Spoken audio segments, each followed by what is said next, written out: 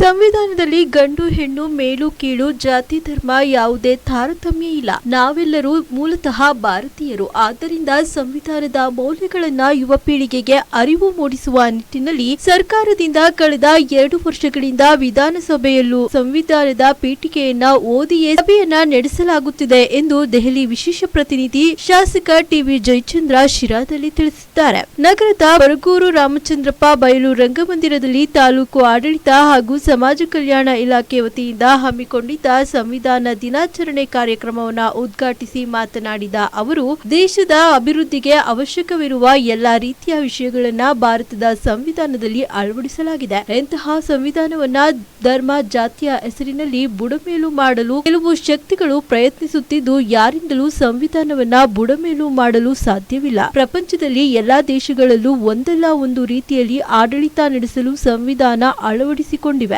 ಭಾರತ ಅತ್ಯಂತ ಪ್ರಾಚೀನ ದೇಶ. ನಮ್ಮದೇ ದೊಡ್ಡ ಇತಿಹಾಸವಿದೆ. ಇಲ್ಲಿ ಜಾತಿ ಧರ್ಮ ಭಾಷೆ ಇವೆ. ವೈವಿಧ್ಯಮಯವಾದ ವಾತಾವರಣದಲ್ಲಿ ಹಲವರು ಆಳ್ವಿಕೆ ಮಾಡಿದ್ದಾರೆ. ಇಂತಹ ದೇಶಕ್ಕೆ ಡಾಕ್ಟರ್ ಬಿ.ಆರ್. ಅಂಬೇಡ್ಕರ್ ಅವರು ಎಲ್ಲಾ ವಿಚಾರವನ್ನ ಅಳವಡಿಸಿ ಎಲ್ಲರಿಗೂ ಹೊಂದಿಕೆಯಾಗುವ ಸಂವಿಧಾನವನ್ನ ನೀಡಿದ್ದಾರೆ ಎಂದರು. ಕಾರ್ಯಕ್ರಮಕ್ಕೂ ಮುನ್ನ ನಗರದ ಅಂಬೇಡ್ಕರ್ ಉದ್ಯಾನವನದಲ್ಲಿರುವ ಡಾಕ್ಟರ್ ಬಿ.ಆರ್. ಅಂಬೇಡ್ಕರ್ ಪ್ರತಿಮೆಗೆ ಮಾಲಾರ್ಪಣೆ ಮಾಡಿ ನಂತರ ರಾಷ್ಟ್ರಧ್ವಜಗಳ ಪ್ರದರ್ಶನ ಹಾಗೂ ಸಂವಿಧಾನದ ಕುರಿತು ಡಾಕ್ಟರ್ ಬಿ.ಆರ್. ಅಂಬೇಡ್ಕರ್ ಅವರ ನುಡಿಮುತ್ತುಗಳನ್ನ ಜಾಥಾ ಮೂಲಕ ನಗರದ ಪ್ರಮುಖ ರಸ್ತೆಗಳಲ್ಲಿ ಮೆರವಣಿಗೆ ನಡೆಸಲಾಯಿತು. ಕಾರ್ಯಕ್ರಮದಲ್ಲಿ ತಹಶೀಲ್ದಾರ್ ಆನಂದ್ ಕುಮಾರ್, ಪಟ್ಟಣ ಪಂಚಾಯಿತಿ ಇಒ ಹರೀಶ್, ನಗರಸಭೆ ಅಧ್ಯಕ್ಷ ಜಿಶಾನ್ ಮೊಹಮ್ಮದ್, ಆಶ್ರಯ ಸಮಿತಿಯ ಸದಸ್ಯ ನೂರುದ್ದೀನ್, ಮಾಜಿ ಪಟ್ಟಣ ಪಂಚಾಯಿತಿ ಸದಸ್ಯ ಬಿ ನರಸಿಂಹಯ್ಯ, ಬ್ಲಾಕ್ ಕಾಂಗ್ರೆಸ್ ಪ್ರಧಾನ ಕಾರ್ಯದರ್ಶಿ ಶಿವು ಚಂಗಾವರ ಸೇರಿದಂತೆ ಹಲವರು ಉಪಸ್ಥಿತರಿದ್ದರು. ಒಪ್ಪಿಗೆಯನ್ನು ಪಡೆದಂಥ ದಿನ ಇವತ್ತು. ಹಾಗಾಗಿ ಸಂವಿಧಾನ ಅಂತ ಹೇಳಿದ್ರೆ ಅದು ಒಂದು ದೊಡ್ಡ ಇತಿಹಾಸನೇ ಇದೆ. ಅದನ್ನು ಹೇಳೋದಕ್ಕೆ ಹೋದರೆ ತುಂಬ ಹೊತ್ತಾಗ್ತದೆ. ಈ ಪ್ರಪಂಚದಲ್ಲಿ ಎಲ್ಲ ದೇಶಗಳು ಕೂಡ ಒಂದಲ್ಲ ಒಂದು ರೀತಿಯಾದಂಥ ಒಂದು ಬುನಾದಿಯನ್ನು ಆಡಳಿತಕ್ಕೆ ಮತ್ತು ಸೌಹಾರ್ದವಾಗಿ ಬದುಕೋದಕ್ಕೆ ಬಾಳು ಮಾಡೋದಕ್ಕೆ ಒಂದು ಸಂವಿಧಾನವನ್ನು ಇಟ್ಕೊಳ್ತಕ್ಕಂಥ ಸಂಪ್ರದಾಯ ಎಲ್ಲ ದೇಶದಲ್ಲೂ ಇದೆ. ಕೆಲವು ಕಡೆ ಏನಾಗಿದೆ, ರಿಟರ್ನ್ ಕಾನ್ಸ್ಟಿಟ್ಯೂಷನ್, ಅನ್ರಿಟರ್ನ್ ಕಾನ್ಸ್ಟಿಟ್ಯೂಷನ್ ಅಂತೇಳಿ ಕೆಲವು ದೇಶಗಳಲ್ಲಿ ಸಂವಿಧಾನ ಇದೆ. ಸಂವಿಧಾನವನ್ನು ಬರೆದಿರ್ತಕ್ಕಂಥದ್ದಲ್ಲ, ಅದು ಚರ್ಚೆಯ ಮುಖೇನ ಅವರು ನಿಯಂತ್ರಣ ಮಾಡ್ತಕ್ಕಂಥದ್ದು. ಬಹುಶಃ ಅದು ಎಲ್ಲಿ ಅಂತ ಹೇಳಿದ್ರೆ ಇಡೀ ಪ್ರಪಂಚದಲ್ಲೇ ನಾವು ಮೆಚ್ಚಬೇಕಾಗಿರ್ತಕ್ಕಂಥದ್ದು ಅಂತ ಹೇಳಿದ್ರೆ ಅದು ಯುನೈಟೆಡ್ ಕಿಂಗ್ಡಮ್. ಅಂದರೆ ಬ್ರಿಟಿಷರು ಅಲ್ಲಿ ಅನ್ರಿಟರ್ನ್ ಕಾನ್ಸ್ಟಿಟ್ಯೂಷನ್ ಇರ್ತಕ್ಕಂಥದ್ದು.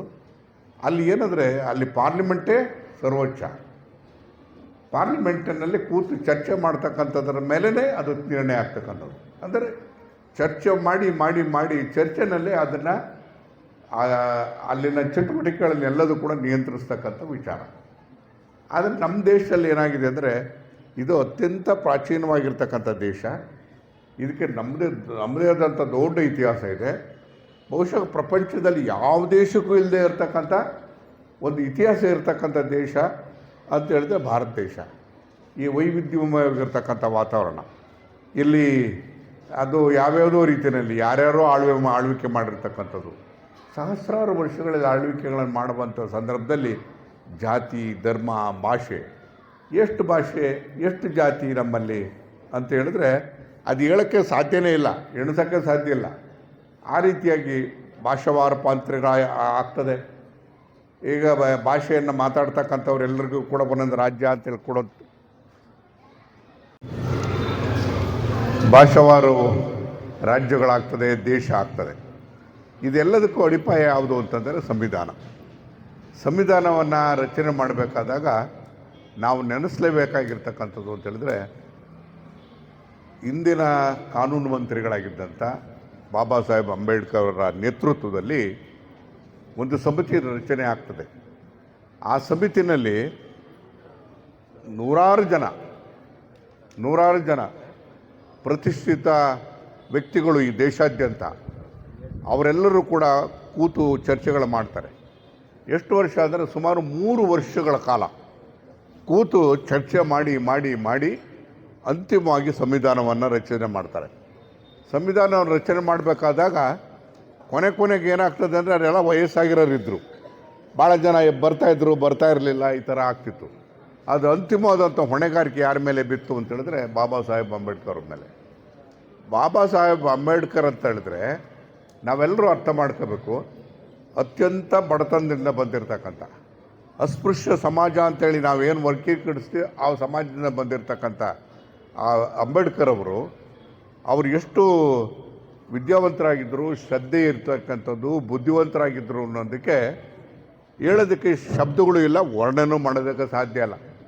ಅವರು ಎಲ್ಲೆಲ್ಲಿ ಅಂದರೆ ಎಷ್ಟು ವಿಶ್ವವಿದೆ, ಇಡೀ ಪ್ರಪಂಚ ಅವ್ರನ್ನ ಓದೋದಕ್ಕೂ ಶಕ್ತಿ ಇಲ್ಲದೆ ಅಂಥ ಸಂದರ್ಭದಲ್ಲಿ ಅವರಿಗೆ ಯಾರೊಬ್ಬರು ಮುಖ್ಯಸ್ಥರೊಬ್ಬರು ಓದಿಸೋದಕ್ಕೆ ಎಲ್ಲದಕ್ಕೂ ಸಹಾಯ ಮಾಡ್ತಾರೆ. ಅವರು ಓದಿ ಸಾಹೇಬರಿಗೆ ಮೈಕ್ ಹ್ಯಾಂಡ್ ಓವರ್ ಮಾಡ್ತೀನಿ ಹಾಗೂ ಈ ಅವಕಾಶಕ್ಕಾಗಿ ತಮ್ಮೆಲ್ಲರಿಗೂ ಧನ್ಯವಾದಗಳನ್ನ ಅರ್ಪಿಸ್ತೇನೆ. ಇಲ್ಲ